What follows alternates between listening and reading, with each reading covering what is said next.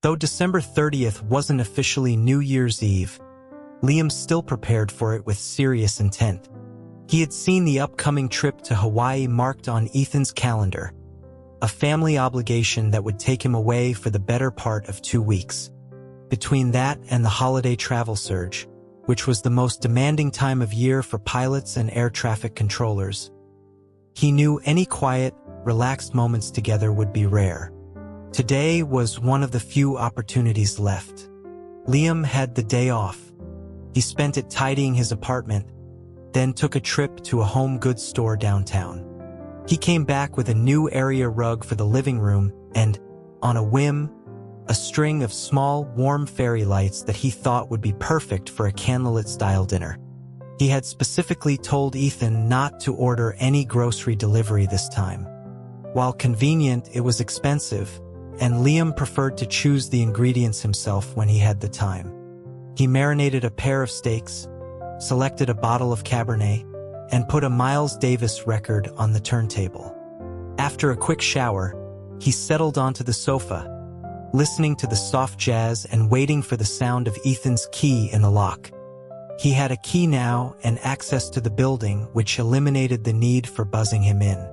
Liam waited from 6 until nearly 6:30 with no word. It was unusual. Even with the key, Ethan would typically send a text when he was on his way. It wasn't until almost 7 that a message finally came through. It explained that his mother had an issue and he was on his way to the hospital. He said he would be late. A knot formed in Liam's stomach.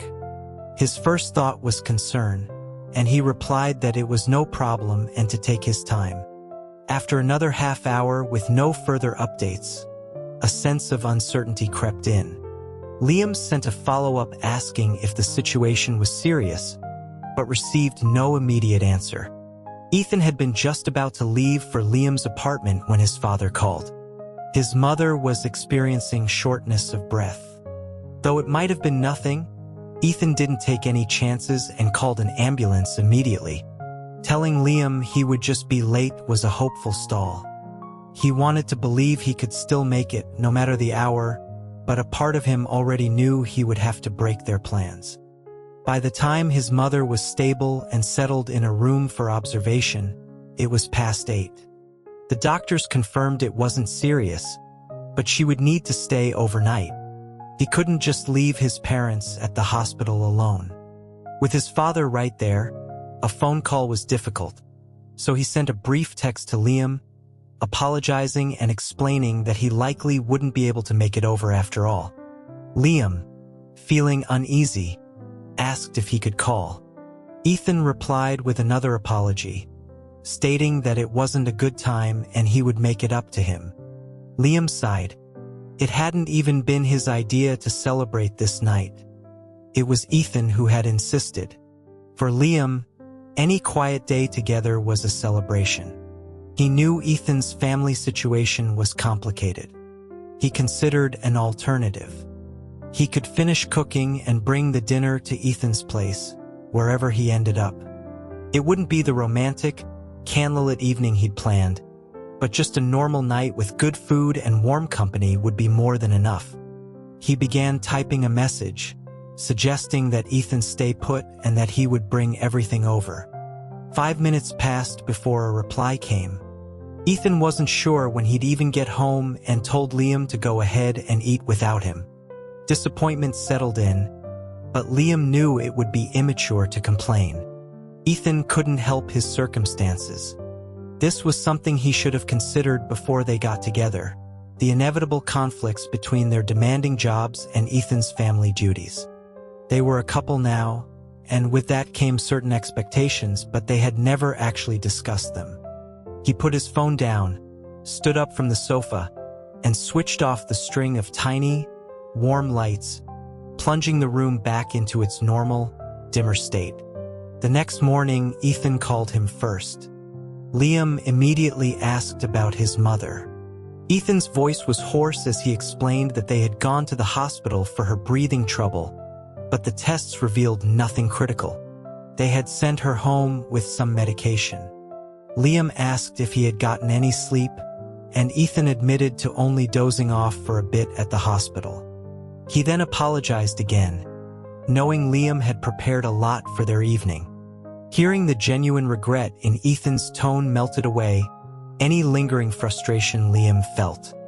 He told Ethan not to worry about it, that his priority should be his mother, then himself, and only then, if there was anything left, could he worry about him. Liam's attempt at a light-hearted joke was met with a long silence. Ethan's guilt seemed to deepen with Liam's understanding. Liam asked what was wrong, unnerved by the quiet. He dreaded Ethan's silences more than any argument. Ethan finally spoke, his voice low. He just really wanted to see him. Liam felt a pang in his chest. He knew he should say he felt the same, but he hesitated, admitting that he was about to head out to his own mother's place for their New Year's dinner. There was another pause before Ethan's tone shifted back to something more practical. He told Liam it was fine, and that he'd see him before his trip to Hawaii. After they hung up, Liam remembered something. He opened a delivery app on his phone and found the florist he had used once before. He selected a bright arrangement of sunflowers, accented with small green blooms and baby's breath. He addressed the delivery to Ethan's condo, and on the card, he wrote a simple message. "This is for you. Happy New Year." The question of meeting family had been on more than just Ethan's mind. After they became official, Liam had told his mother, Helen, and his younger brother, Leo. Since then, Helen had often asked when she would get to properly meet the man Liam was spending so much time with. When she brought it up again at the New Year's dinner, Liam deflected, explaining that Ethan was caught up with family matters. The gathering was small, just Helen, her boyfriend, and two of her closest friends. With Ethan, they would have been 3 even pairs. Liam wasn't ashamed of Ethan, but he felt it was too soon. He had brought an ex to family events before, and his mother had never warmed to the man, finding him cold and calculating. When that relationship ended badly, Liam had braced himself for an "I told you so" that never came. He appreciated her restraint, but the experience had made him more cautious. Halfway through dinner, his brother, Leo, called in on video chat from college. After wishing everyone a Happy New Year, he specifically asked about Ethan. Put on the spot again, Liam felt a flush of embarrassment. He repeated that Ethan was with his family, but added that Ethan sent his best wishes for the new year. It was a small fabrication, but Ethan had mentioned wanting to have Leo over for dinner sometime, so it felt true enough. Leo, however, surprised him by saying that it wasn't necessary to pass along the message, as Ethan had already texted him directly. Liam was struck by Ethan's thoroughness, treating his brother like family already. A fresh wave of guilt washed over him. He should have invited him. It was clear that no one, not even his parents, would find a reason to dislike Ethan. Later, as Helen was occupied with her call with Leo and her friends were gossiping, Liam felt a wave of fatigue. He was fond of Helen's boyfriend, a kind and respectful man, but his mind was elsewhere, occupied with thoughts of Ethan. The festive atmosphere felt muted. He realized that in his mother's world, her priorities were now her new relationship, then Leo, and then him. In Ethan's life, it was his mother, then himself, and then Liam. In both of the most important relationships in his life, he was third. The thought left a quiet, lonely ache. A few days later, Liam's phone rang. It was Ethan. "Liam, have you seen the news? There was an incident at the East Coast hub." Ethan's voice was urgent and serious, using Liam's full name, which he rarely did. Liam was at the airport himself, and his heart seized. He hadn't heard anything. He quickly asked what happened. Ethan explained that an A330 had followed a tower instruction and taxied onto an active runway, right into the path of a departing A320. The A320 pilot managed to pull up just in time, but its tail clipped the A330's fuselage before it successfully aborted the landing. The condition of those on the A330 was unknown. The gravity of the situation hit Liam instantly. A runway incursion of this magnitude was a nightmare scenario. Because tower frequencies were public, the cause, a controller's error, was almost immediately clear. There had been minor incidents in recent years, but nothing involving a collision and potential fatalities caused by a controller's mistake for over a decade. He felt a deep, chilling pressure descend upon him and the entire profession. He knew all of their work would be scrutinized now. He had forgotten Ethan was about to leave for his family trip. Ethan's trip to Hawaii had been complicated. Originally, it was just for him and his mother. Then, his father's caretaker had to take a leave for a family emergency, and Ethan couldn't bring himself to refuse the request. He insisted his father join them, despite his protests. Then came his mother's health scare, which made him question if she was fit to travel at all. After consulting with her doctor and preparing extensive contingency plans, he decided to proceed. The days leading up to the departure were a blur of preparations, leaving little time for him and Liam to connect properly. They had managed one quiet night with takeout before he left, both of them too tired from their demanding schedules to delve into any serious topics. That morning, Ethan had woken before dawn for an early flight. He had watched Liam sleeping soundly, his face half buried in the pillow, and couldn't bring himself to wake him for a proper goodbye. He'd regretted it the moment he closed the apartment door behind him. The runway incursion story dominated the news cycle. Animated recreations of the collision played on every channel. Suddenly, the public was acutely aware of the immense responsibility held by the people in the control towers. For Liam and his colleagues, the aftermath was immediate. They were pulled into marathon meetings. Annual proficiency checks were moved up and made exponentially more rigorous. Old incident reports had to be refiled and re-examined. The workload was crushing, but the psychological toll was worse. 2 days later, news broke that while there were no fatalities, 9 passengers on the A330 had been injured, 2 of them critically. A cloud of dread settled over every control room in the country, just as the holiday travel rush peaked. After several days of trying, Liam and a few friends finally got in touch with Chloe, a senior controller and mentor to both him and Ethan, who worked at the East Coast hub. The official report was out.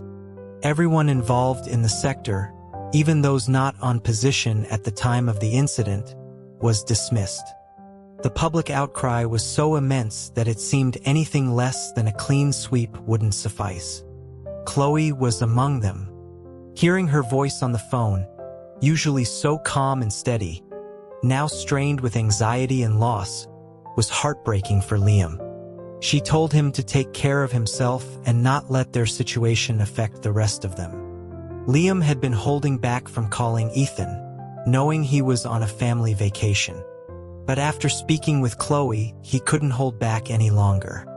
He needed to hear his voice. He knew this incident would affect pilots as well, particularly the debate over the A320 captain's split-second decision to take off. It was eerily similar to the intense scrutiny Ethan had faced after his own emergency landing years ago. Ethan answered from his hotel room, his voice low.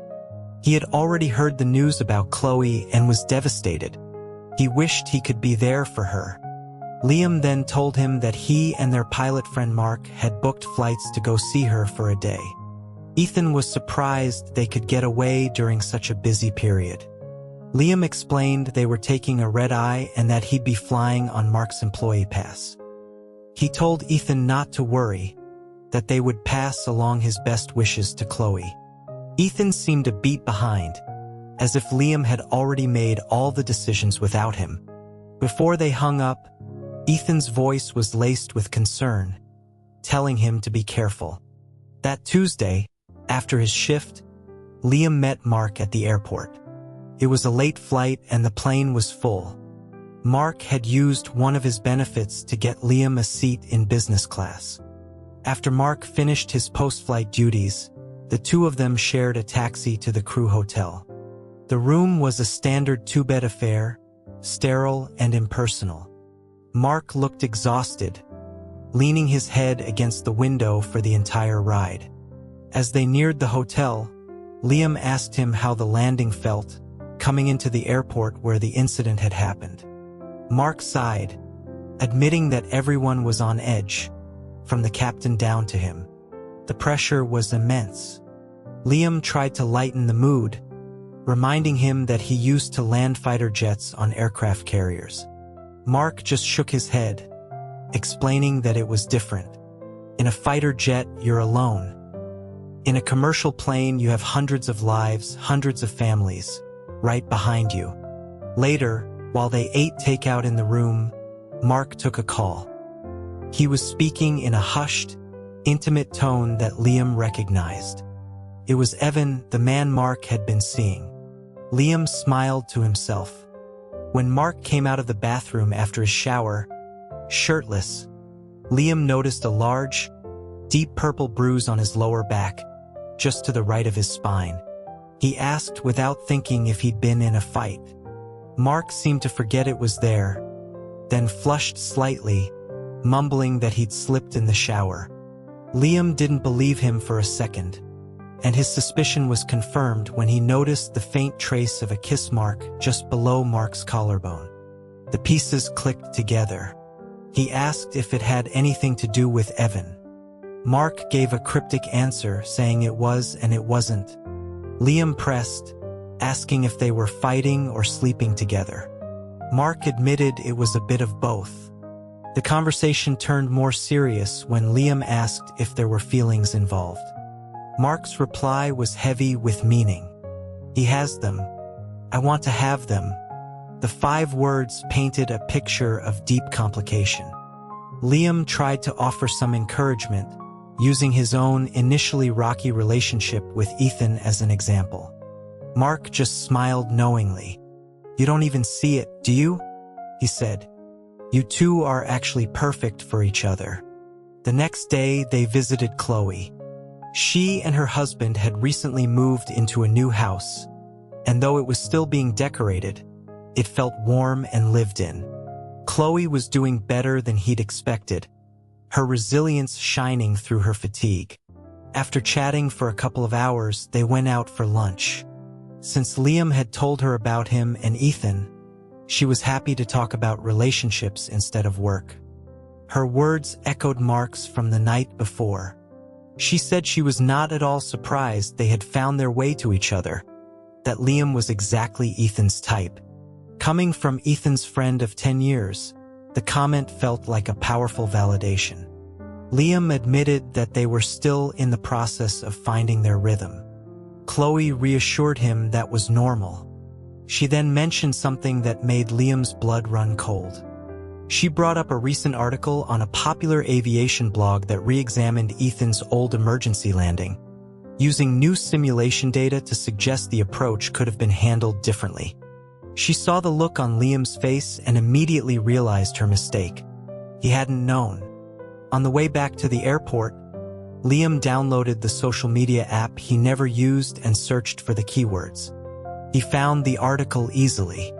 While it was framed as a technical analysis, he knew an article like this, with its implicit criticism, would be devastating for Ethan, a man who could agonize over a minor mistake for weeks. And the date it was published, it was the very day he and Ethan had officially gotten together. He had thought that day was about complete honesty between them, that their connection was seamless. But while he was falling for Ethan, a storm had been brewing in Ethan's world, and he hadn't been allowed to even know about it. For the next week, Liam didn't call. He needed time to process the fact that Ethan had known about this for weeks and had said nothing. He replied to texts, keeping his tone neutral, but he couldn't bring himself to talk, afraid his voice would betray his hurt. Ethan sensed the shift.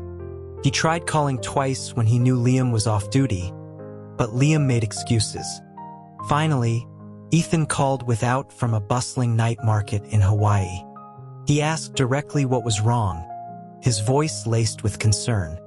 Liam deflected, blaming the stress at work, which wasn't entirely a lie. He heard Ethan's deep sigh of understanding on the other end, telling him not to push himself too hard, that he would be home soon. Liam felt that Ethan saw right through him but was choosing not to press the issue across an ocean. Later that night, Ethan bought a gift. He walked into a jewelry store and, in less than 5 minutes, walked out with a small, elegant bag. The weeks that followed were a blur of high-stress shifts for Liam. He felt numb, going through the motions, his anxiety a constantly rising tide. The day Ethan was due back, Liam asked for his flight number. He tracked the flight, watching it land on time. But when Ethan turned his phone on, there were no new messages. A quick check of their shared calendar confirmed Liam was not working. After dropping his parents at home, Ethan went to his own apartment. Leaning against his door was the bouquet of sunflowers, now withered and gray with dust. The card had fallen to the floor. "This is for you. Happy New Year." He had missed their bloom, missed the moment. He sent Liam a text, saying he was back and would come by in an hour.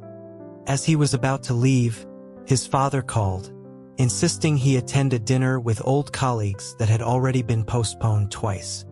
It was a command, not a request. Ethan looked at the time and agreed, saying he had a quick errand and would be there by 8:30. When the apartment door opened, Liam's expression was unnervingly calm. There was no smile, no anger, just a quiet distance. The hug Ethan had anticipated never came. Realizing he had misjudged the situation, he awkwardly held out the small paper bag. He explained that he'd seen the flowers and had bought him a New Year's gift in return. Liam took the bag. Inside was a box bearing the letters IWC. He knew instantly it was expensive. Ethan encouraged him to open it. It was a watch, a classic Portofino with a black leather strap and a clean white face. It would have looked perfect on Liam's wrist, a subtle match to the pilot's watch Ethan himself wore. But Liam's reaction was not what he had hoped for. He simply said thank you, closed the box without trying the watch on, and stated that the gift was too much, that he couldn't accept it. Ethan insisted it was a gift, that money shouldn't be a factor between them. Liam countered, asking how something that cost $500 could be compared to something that cost $5,000. He suggested Ethan return it or give it to his brother, Leo. That last comment stung. Ethan's voice grew tight as he said a gift from him couldn't be given to someone else. He explained he had noticed Liam's old watch was worn out and wanted to get him a new one that matched his own. Liam fell silent, seeing the earnestness and frustration warring in Ethan's eyes. Finally, Ethan asked if Liam was angry with him because of the gift. Liam put the watch box on the dining table. It wasn't about the gift. He looked at Ethan and said his name. "Ethan, we need to talk." Ethan's heart sank. Liam's voice was low and steady. "That blog post, the one with the simulation results of your landing. When were you going to tell me about it?" The question caught Ethan completely off guard. He had assumed Liam's mood was due to work stress and his absence. He stammered that he hadn't planned on telling him, not to hide it, but because he didn't want to burden him with his problems. Liam's voice remained calm but cut like glass. He pointed out that Mark knew and Chloe knew. Everyone knew but him. "But I'm your boyfriend," Liam said, using the word for the first time with a kind of raw, undeniable certainty. The conviction in his voice, which Ethan had always found so reassuring, was now being turned against him. Ethan finally conceded that he hadn't thought it through and apologized. Liam took a step closer. Any anger he felt seemed to dissolve into weariness. He told him not to do it again. The 2 weeks apart had been long, And now that Ethan was standing right in front of him, he didn't want to waste their time fighting. Ethan nodded, and stepping closer, he whispered that he had missed him. Liam's resolve broke. He closed the distance and wrapped his arms around him, burying his face in Ethan's shoulder. "I missed you too," he mumbled. After a long moment, Liam pulled back, a glint of mischief in his eyes. Before Ethan could react, Liam pressed his body against his hands sliding under the collar of Ethan's shirt. The air crackled with a different kind of tension. Ethan's breath hitched, the fire igniting instantly. He pinned Liam against the wall, his voice a low growl. "I have to leave at 8. Don't start this." Liam raised his wrist, glancing at his own sports watch. "It's 7:35. You have 25 minutes, Captain." Ethan left with a smile on his face, but once he was gone, Liam's own smile faded. He realized he had fallen back into an old pattern, using physical intimacy to solve an emotional problem. The core issue remained. Ethan hadn't lied, but his choice not to share his vulnerability felt like a form of dishonesty, a sign that he didn't fully trust Liam to see his flaws. The dinner with his father's old friends was an ordeal. Ethan drank more than he intended, a mix of beer and hard liquor on an empty stomach. At 9:30, his phone vibrated. It was Liam. He stepped away from the table to answer.